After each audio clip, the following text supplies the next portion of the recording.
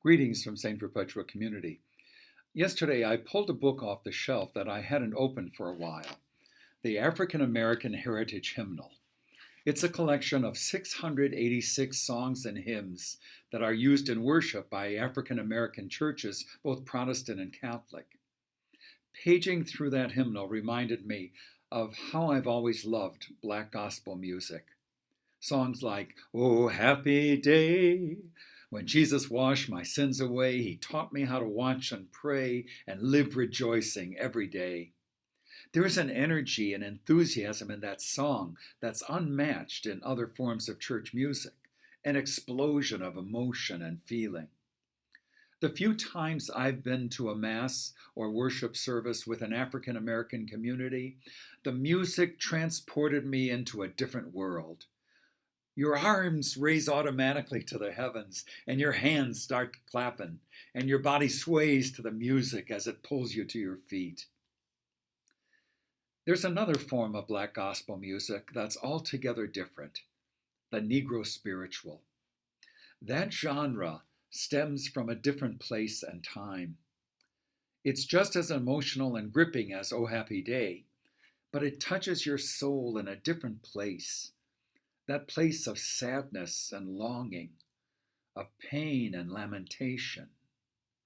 Sometimes I feel like a motherless child, or nobody knows the trouble I've seen. Or the one I often sing at the cemetery to end the burial service as the coffin is being lowered into the grave.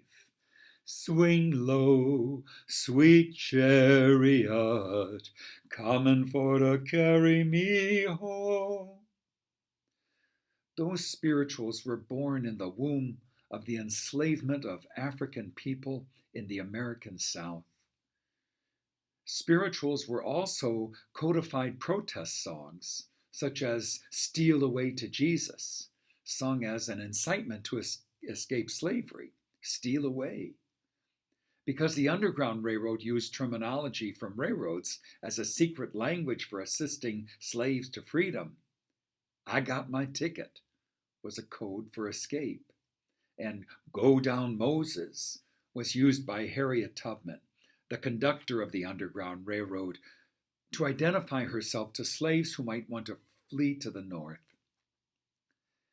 I watched a documentary on the life of Harriet Tubman last week, an icon of courage and freedom.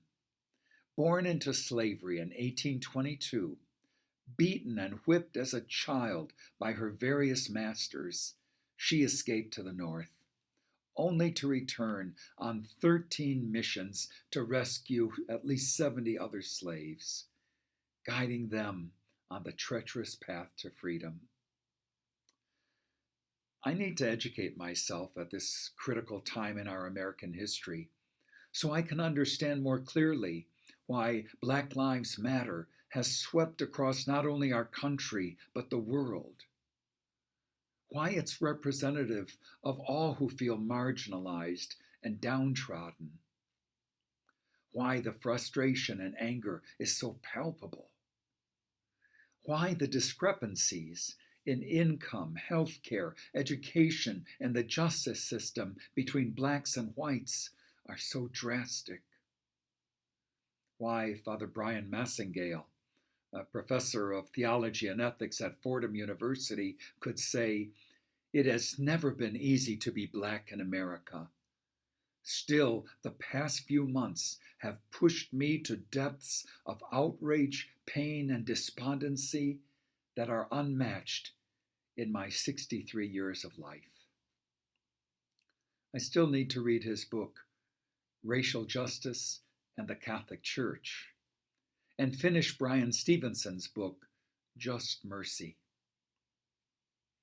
I have a lot to learn, and like many of us, I suspect, a lot to unlearn.